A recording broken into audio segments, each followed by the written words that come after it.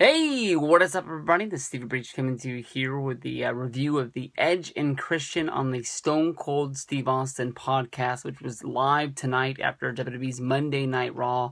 I believe tonight's the September the 7th. I'm sure that some people will be mostly watching this on September the 8th, but, so edition of Monday Night Raw, a couple surprises along the way. But it was a holiday show. Next week they're going to be kicking off against Monday Night Football, so big surprises coming next week, trying to pop some ratings against the football. But having Stone Cold Steve Austin there for the live Stone Cold Steve Austin podcast after Monday Night Raw is always a big, incentive for me to watch Raw. I said in a video that I made last night talking about Edge and Christian being on the podcast that it was the first one that they announced that I sort of really wasn't that excited about. I thought that it would be weird for Stone Cold Steve Austin to be having a conversation with a tag team such as Edge and Christian, two guys with really big, long careers, and to get these guys on there. Edge being a Hall of Famer, not being able to really talk about the end of his career and things like that. There's so many stories that I would want to hear that I wish they would have done Edge solo or Christian solo. But honestly, after watching this, I would easily put this up as one of the best Stone Cold Steve Austin podcasts that they've shot for the WWE Network. I thought it was a really good show. It started out and you could instantly tell that these guys got a lot of chemistry. Edge, Christian, and Stone Cold Steve Austin were three guys that actually were friends, and they hung around back during the Attitude Era. The show opened with them trying to figure out what to call each other, since Edge no longer wrestles. Now he mostly goes by Adam, but he understands that when he's around the boys, that people are still going to refer to him as Edge, when he goes to wrestling conventions and things like that. And, Stone Cold Steve Austin was trying to figure out, do I call you Christian? Do I call you Jay? What do you want me to call you? Edge, is one of those guys. I mean, a Hall of Famer. If you think about, everything that happened. Oh, I thought it was really funny. Stone Cold Steve Austin was talking about the last time that he's hung out with both of these guys. He said the last time that he saw Edge was at WrestleMania 27 when they sat next to each other watching the show.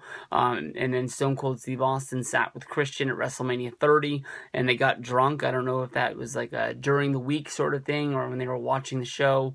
Of course, Stone Cold Steve Austin was involved in the opening segment, but maybe he just sat in the back and drank beer with Christian as the show went on, because Christian was at that point was no longer a competitor. He had the I don't know, was Christian in 30? Was he a part of that Battle Royal?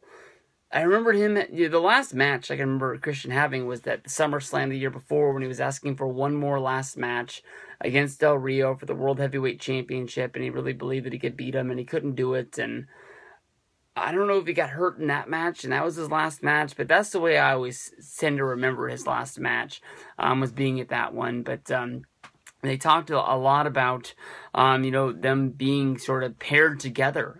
Both of them found out that they were going to have daughters 6 weeks apart from each other, and he says they're really close. They never referred to Edge and Beth Phoenix. I honestly don't know if they're married or not married, but, they do have a baby. They do live together in, I believe, North Carolina in the country, and, they call Christian Uncle Christian, and they say, due to, FaceTime and things like that, the kids are really close, so when they do hang out, they are like best friends, sort of like Edge and Christian used to be.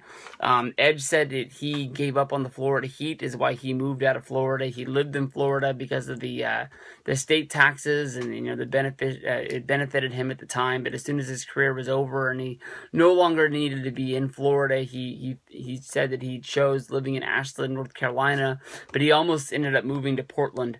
Those are the two places that he narrowed it down to. Both of the guys talked about adjusting to life after wrestling. Edge, of course, he did make a WWE movie, but I think he might have filmed that when he was still in WWE. From there, he went and he started filming the TV show Eden, which he said that he got asked to do the television show because producers of Eden had actually... No, it wasn't called Eden. What was the name of their damn show? It was called Haven. Haven is the name of the show. I don't know where I got Eden from. Eden is the ring announcer, Cody Rhodes' wife. But they talked about that the producers of Haven saw Edge's retirement speech on Monday Night Raw and thought maybe they could bring this guy in, maybe they could do something. And it was just supposed to be a 1-episode run, and he ended up becoming a full-time character on the show. From there, Christian came on during the last season when his WWE career was done. He was supposed to be there for a short time period and ended up staying for the whole entire end of the regular season. Stone Cold Steve Austin at the end would joke about that it was Christian that got the show canceled because of his appearance on the show. But Christian at one point went into business for himself, saying the next thing that he wished that he could do was having an Edge and Christian WWE Network show, and everybody had a good laugh about that. Edge retired from wrestling at 37. He started wrestling at 17, and in those 20 years, he had a really big career. Of course, coming into WWE in the tag team division, finding himself in the Attitude Era, having a really good character, which was sort of like vampire based, with the Brood, and that's how Christian came in. Christian came in sort of like as a solo guy and was recruited in to the Brood. They called Edge and Christian brothers at one point.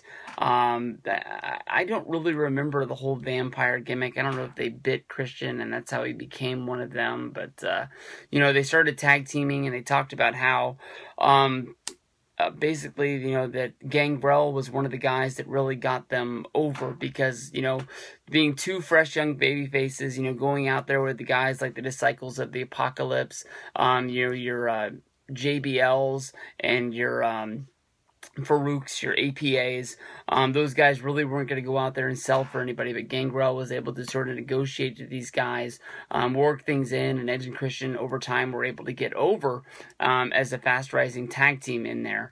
Edge was talking about, the end of his career.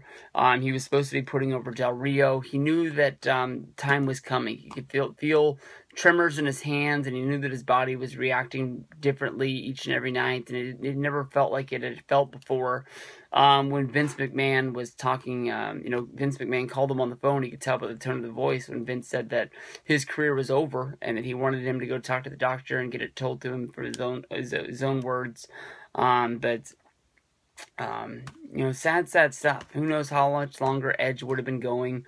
Edge, I think, has said publicly that he was going to wrestle until the end of his contract. And at the end of his contract, he was going to leave professional wrestling and leave it behind. He felt like he had done everything that there was to do.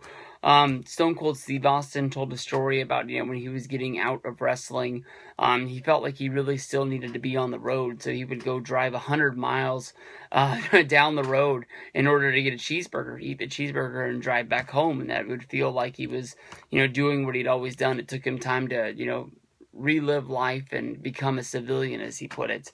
At this point, Steve Austin broke out the kazoos and asked if the Edge and Christian would play the Stone Cold Steve Austin theme, which they nailed. And at the same point, Edge and Christian ended up pulling out a guitar and which wasn't even really a guitar. It was a ukulele and a small little cowboy hat. And Stone Cold Steve Austin sang "Kumbaya" at the end of the show. He would say that was one of the biggest regrets that he ever had in the wrestling business.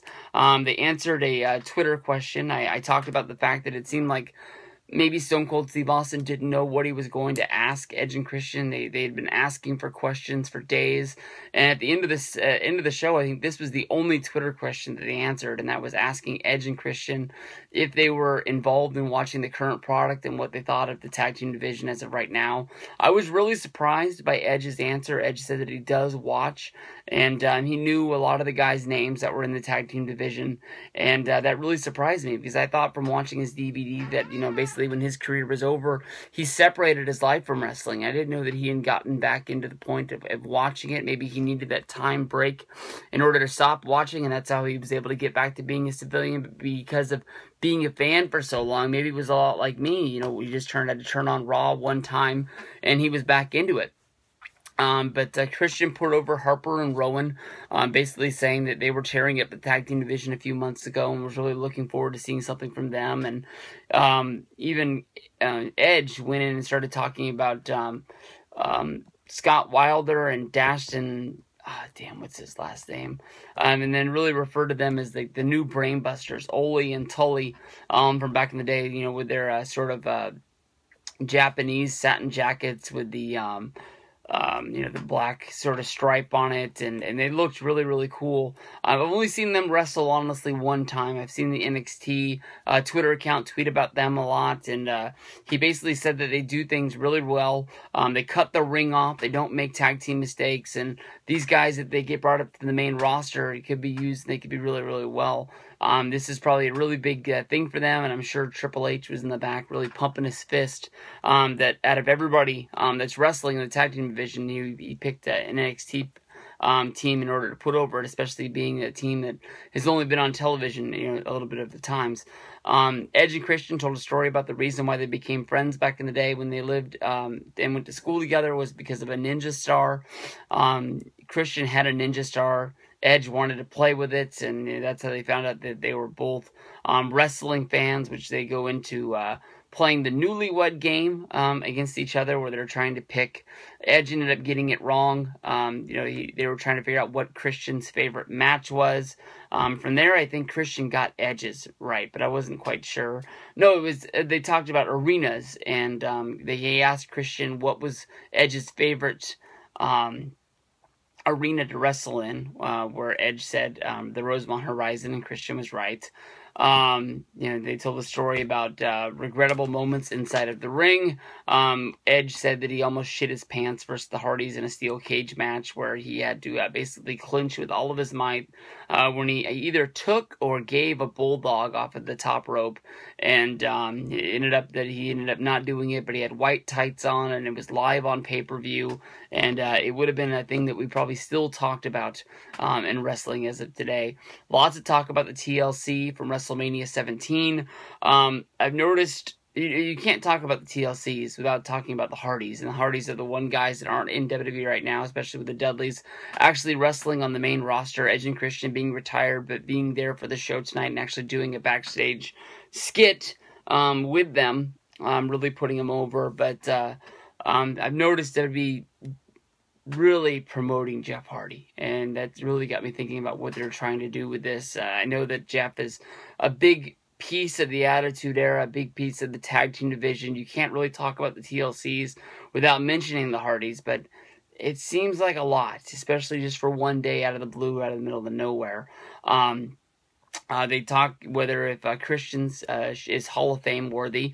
They ask Edge if they think he's going to get into the Hall of Fame, and it almost seemed like Edge choked up and forcefully answered that he thought that he did deserve it. Honestly, in my mind, I don't know. Maybe you put him in there for his stuff, but there's a lot of other mid-carders that I would put in before I would put in Christian. He had a lot of great matches. He was involved in a lot of great things. The him and Jericho versus Lita and Trish was a very fun angle back in the day. But, if Coco Beware can get in there, anybody can get in there. So we'll see what happens with Christian. They talk about Wrestler's Court with Undertaker in the back, and a time that they had to go because they were being put on trial for the fact that people were saying that they went to a writer's house in order to have dinner with them and pitch ideas, that they were brown-nosing their way to the top. Lots to talk about retirement and Vince McMahon, and they told the story about the driving the ring truck through Canada and the ice breaking, and this is where Get the Rhino came from. But a very enjoyable podcast from Stone Cold Steve Austin, Edge, and Christian. I was a big time fan. Hopefully you guys check this out. If not, go to the WWE Network and check this out. Right now I'm going to be checking out the preview, the sit down interview with Eric Bischoff. Talking about the Monday Night War DVD set that's going to be coming out. I still haven't picked up, Volume 1. All of the episodes are still on the WWE Network, so I don't think it's a must-see DVD Blu-ray, but there is a sit-down between Sting and Triple H. I don't think they're going to be giving away all of the Eric Bischoff interview tonight, but it should be fun to check out. And I'm definitely, when I get a cheap price on it, I know I'll be adding that to my WWE DVD collection.